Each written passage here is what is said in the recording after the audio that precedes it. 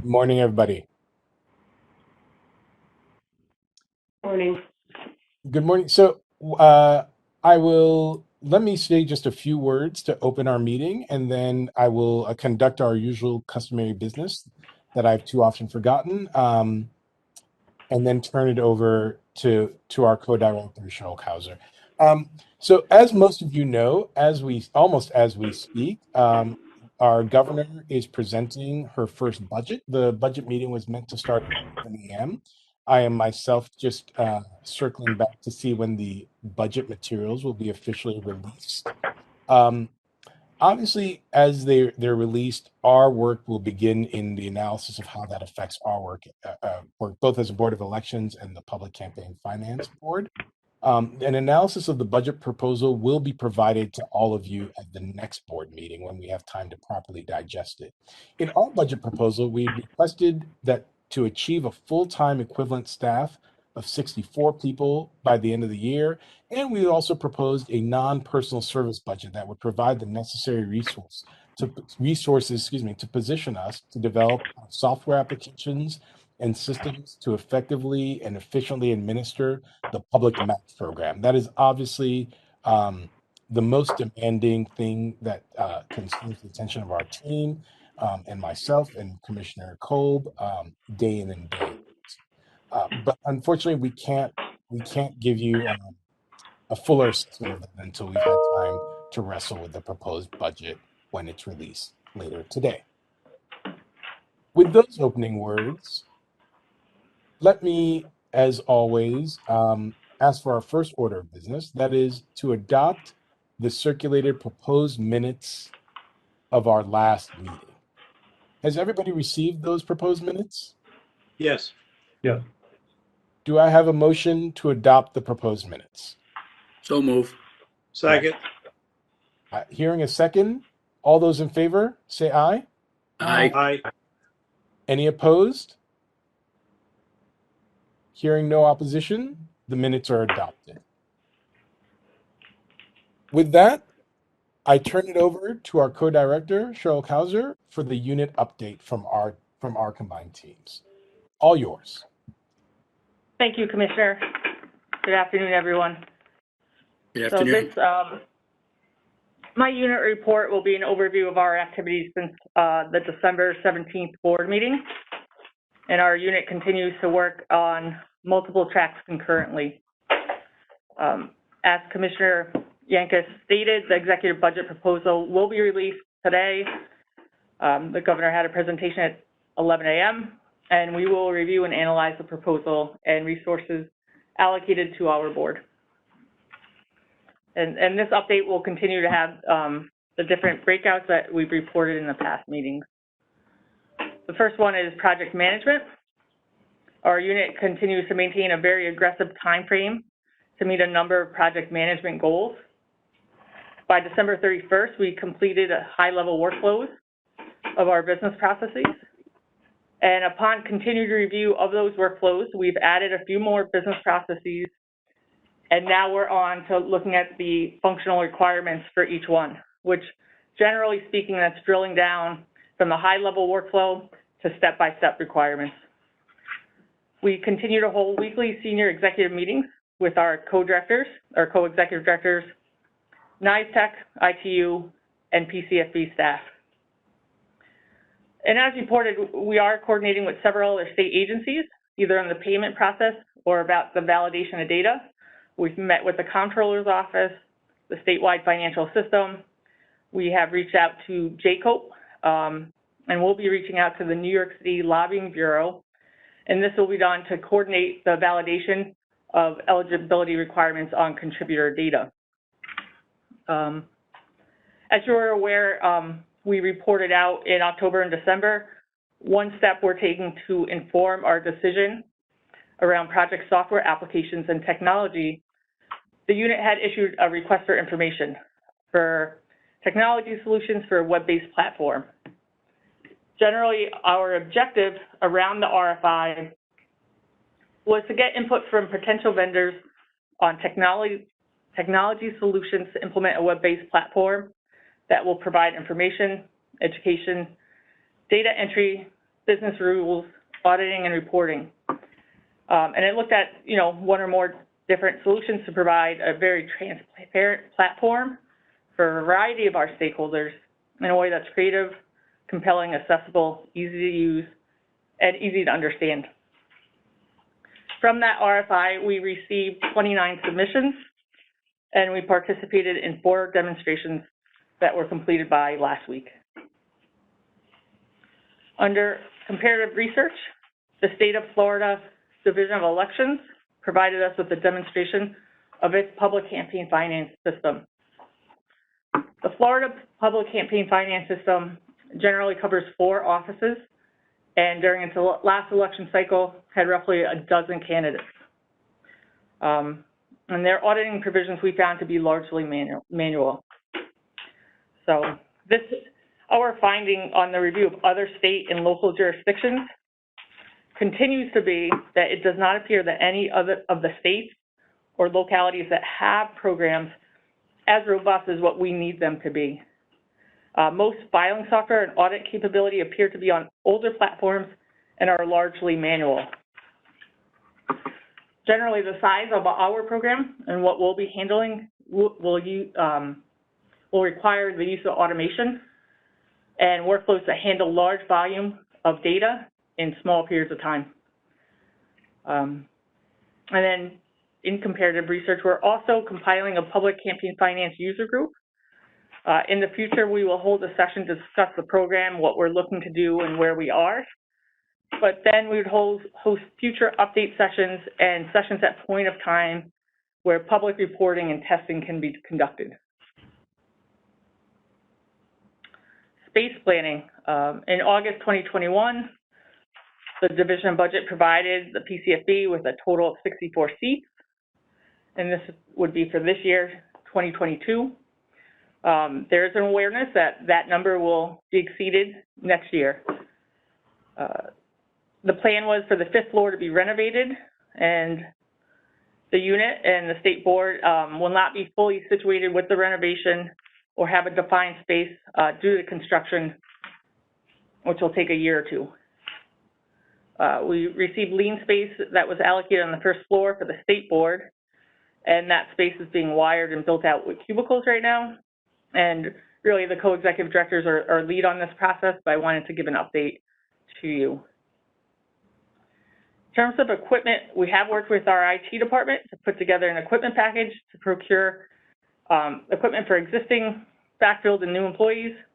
We submitted an order for laptops, desktops, computers, monitors in August. We are still waiting on the desktops and monitors to arrive due to a supply chain issue. But right now, we have currently what we need, and we have enough for future staff. So we're just waiting on that right now. In terms of staffing, Co-Director Bill McCann had advised that he has submitted his resignation. The timing of that resignation has not yet been determined. As the timing has not been determined, I will say that I enjoyed working with Bill over the last 8 months in public campaign finance, and I've enjoyed working with him over the last 12 years. He brings a wealth of knowledge to our table, and we have a great working relationship, and I know he'll do great in any future endeavor. As discussed in the last state board meeting in December, our Chief Information Officer, Bill Cross, retired. And today, we welcome Michael Haber as a new CIO. It's his first day on the job. Welcome. Thank you. Thank you. In terms of staffing, we continue to endure a delay in promoting Kate Orsino, the Deputy Director, as Deputy Director. She was appointed on July 27th, and unfortunately, the process to actually pay her has not occurred through the Division of Budget. There are weekly meetings. This is a top priority, and not only does Kate deserve to be paid back to July 27th, it's also holding up 2 compliance backfills and really starting to impact, and has been impacting our workflow. And then we are working with the Civil Service Commission to classify 2 assistant PIO positions and 12 candidate liaison positions, 6 for 2022 and 6 for 2023. Todd or Bob, would you have anything to add? On the budget, I mean, we are expecting to analyze that today. I mean, the division of budget had gone back and forth as to, they did not disagree with the additional funds we had asked for, but the location of it originally was gonna, the additional ones would have been dedicated towards software and would have, they thought was gonna go into a, a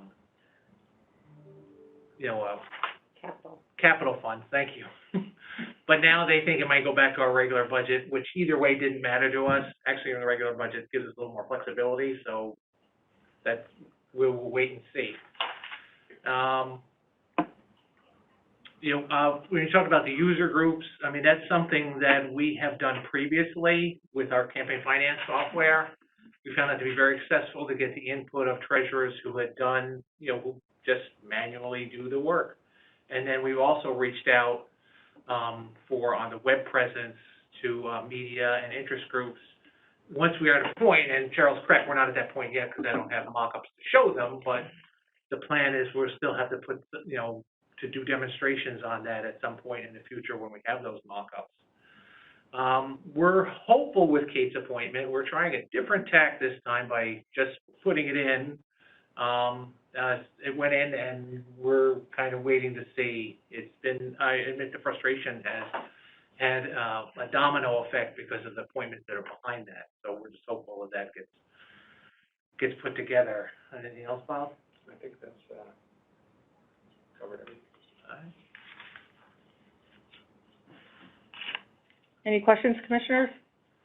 Yeah, I have one. Is there a particular individual or who have we talked to in budget to try to break through these holdups on the hiring process? I mean, July, I mean, you're really talking about 6 months here, which seems to be ridiculous. And so is there a particular person that's holding up the decision-making process? Have we reached out to Robert Mojica, the budget director, to see where the holdups are or what the issues are? Have we done any of that? We have a bi-weekly meeting with DOB. We have raised it to our team. They have raised it to the director several times. We're not really sure.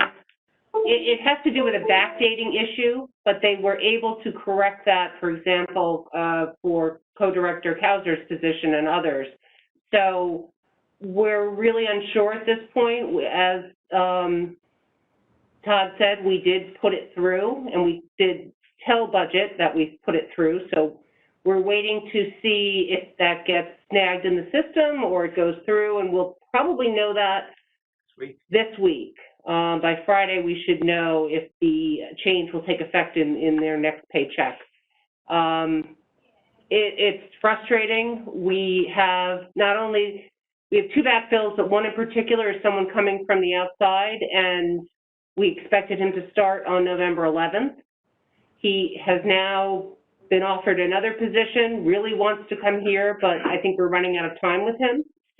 And we continue to raise it. We've also raised it with the governor's office, with our liaison there, and I know that there are several people working on it, but that's the only update we can really give you. Commissioner, we if I'm not mistaken, Doug, you can check me out, we have the right to appoint our own people and put them on. Well, unlike a lot of other agencies in the government, we've not exercised that power. No one wants to start a battle and lose a war. But I think that a discussion within that framework with the second floor is a good one to have. Because there are some technical issues like, getting the paperwork done and all that and so on, and maybe they need a month to do that. But if my experience with governments is they hold a position because they want to get the savings, you do that with 10 jobs and you do this, and then you got all the rigmarole. And they don't want to do it for a particular department because every other department would like the same thing. But we are different, and we do have different powers in terms of appointments. And I think we should have that conversation in terms of laying out a sequence of a month and a half where there's an estoppel situation at the end of that, and we just put the person on and they have to pay.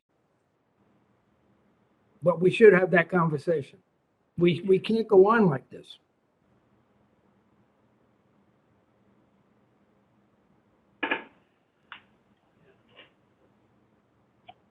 Anyone want to start a war? I think that's not an appropriate way to describe it. There's no reason for war. It's about either you do your job or you don't. And if the local administration and the budget department has got specific parameters why they're not moving the paperwork, I mean, a month is one thing. 6 months is totally inept.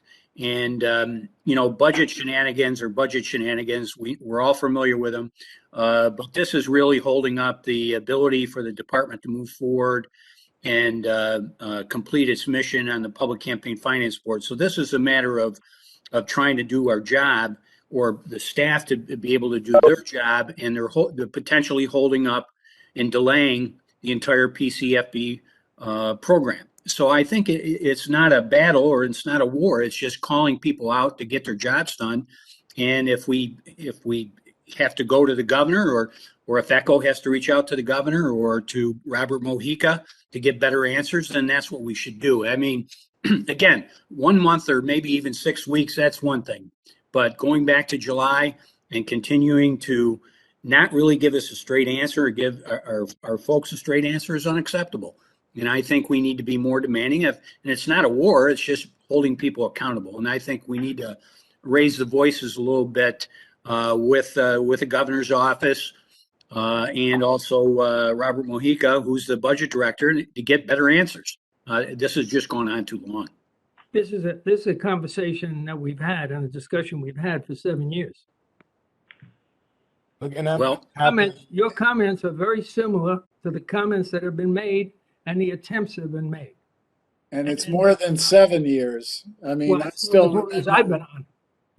the one and only time I ever called Governor Spitzer was after the budget director was holding up.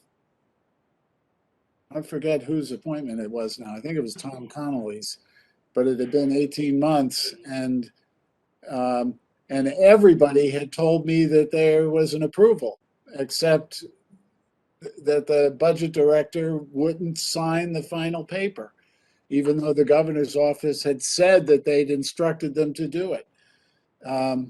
And 45 minutes after I spoke with the governor, the appointment went through. So, but that's the last time, and that was, 12 years ago now? More. So I think that the commissioner is right. We need to escalate this, that Kristen and Todd need to contact Mujica directly, and then those of us need to escalate with the governor's office if that's not going to resolve it. And I think 6 months, I agree with the commissioner, 6 months is just, it's no longer bureaucracy. Look, and I'm happy to join voices with at whatever point it's helpful, including speaking to the governor. I think I won't add much, but just to say, not only is it holding back our actual work, but it should be noted, it's just an unreasonable amount of uncertainty for real people in their lives, right? I mean, these aren't just abstractions; these are people whose lives have this uncertainty unnecessarily hanging over them. We will follow up with the budget director.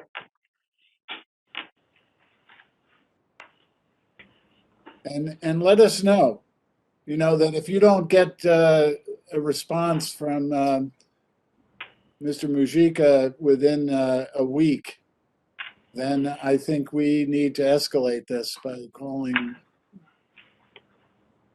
his boss.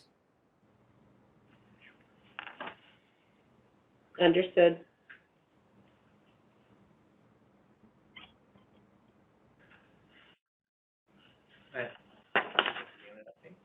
So that would conclude our unit update. And I don't believe we have any old business. nor do we have any new business, and we do not need an executive session at this time. And I don't know that we've set another meeting at this point. Really quickly before we set another meeting, are there any other questions floating around that myself or Commissioner Kolb can answer? I want to just make sure we collect questions if they're out there. Or obviously our co-directors, more importantly. All right, go ahead. Let's calendar then. We are considering working the next meeting into the schedule to match the Election Commissioners Association conference, but it's not set in stone yet. So if we could get back to this shortly, we will contact you all and come up with a date. Right, because if you remember, they were originally going to meet this week, and we planned on making presentations in person. They've now shifted that to the March 1st through the 4th, same location here in Albany. But we're not sure if there's been any changes to the agenda to try to work around where we could fit a meeting in. Well, Because can the first day doesn't work. I would not be available, and I believe Commissioner for the State Board, I don't believe Commissioner Casale is available at this time, from what I understand. So how about Thursday, March 3rd? That would probably be the day that we are presenting. Oh, Possibly March 2nd, but right, I got it wrong. So how about Friday, March 4th?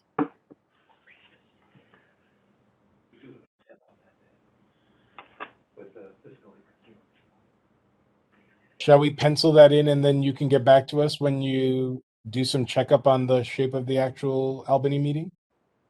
What's your Friday Sure. schedule like, Commissioner?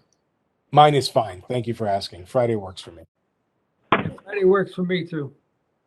All good here.